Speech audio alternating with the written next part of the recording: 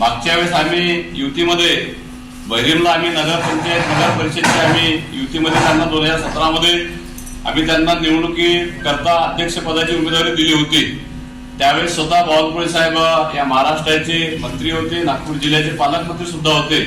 त्यांनी स्वतः एवढी मेहनत त्या उमेदवाराकरता त्यावेळेस घेतली। 80 ते 90 त्यांनी स्वतः सभा घेतल्या, काही आपल्या कॉर्नर मीटिंग घेऊन त्यांच्यासाठी करता पूर्ण शेवटपर्यंत त्यांनी प्रयत्न केला, पण त्यांना त्यावेळेस काही यश आपल्याला येऊ शकलं नाही। एवढी मेहनत त्यावेळेस बावनकुळे साहेबांनी घेतली। पण ह्यावेळेस सुद्धा 2025 मध्ये निवडणुकीत भारतीय जनता पार्टी ठरवली की यावेळेच्या नगराध्यक्ष पदाची उमेदवारी पक्षाच्या कार्यकर्त्यांना द्यावी।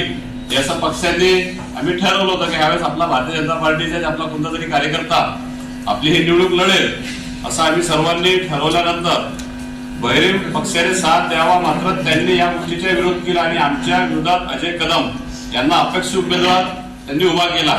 आम्ही हे पण म्हटलं होतं की काही नगरसेवक आम्ही तुम्हाला देऊ आणि उपाध्यक्ष पद सुद्धा नगर परिषद आम्ही तुम्हाला देऊ, हे आम्ही त्यांच्यासोबत बोलणं केलं होतं।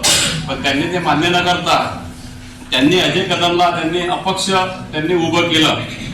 निवडणुकीच्या पहिल्या दिवसापासूनच, या दिवशी फॉर्म भरला त्या दिवसापासूनच ताई आणि त्यांचे काही कार्यकर्ते हे नेहमी आमच्या बावनकुळे साहेब हे यांच्यावर गंभीर आरोप करणं आणि बदनामी करण्याचे त्यांनी तेव्हापासूनच सुरुवातीपासून षडयंत्र केले। त्यांनी काही व्हिडिओ सुद्धा सोशल मीडियावर टाकण्याचा प्रयत्न केला आणि सोशल मीडियाच्या माध्यमातून सुद्धा बदनाम करण्याचा प्रयत्न केला।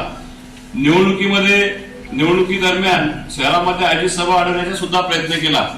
एक आमच्या असं बावनकुळे साहेबांनी एक भागुबाई म्हणून सभागृह आहे, ते जिथे अजय कदम राहतात त्यांच्या बाजूला, त्या भागुबाई सभागृहाकरता बावनकुळे साहेबांनी पैसे स्वतः निधी देऊन ते मंदिराचा जीर्णोद्धार केलेला आहे। पण त्यांना ती गोष्ट पचत नव्हती, तिथे आम्ही सभा घेण्याचा प्रयत्न केला, ती सभा सुद्धा त्यांनी आमची तिथे होऊ दिलेली नाही, अशी त्यांनी बरेचसे असे कारस्थान करण्याचा त्यांनी प्रयत्न केला।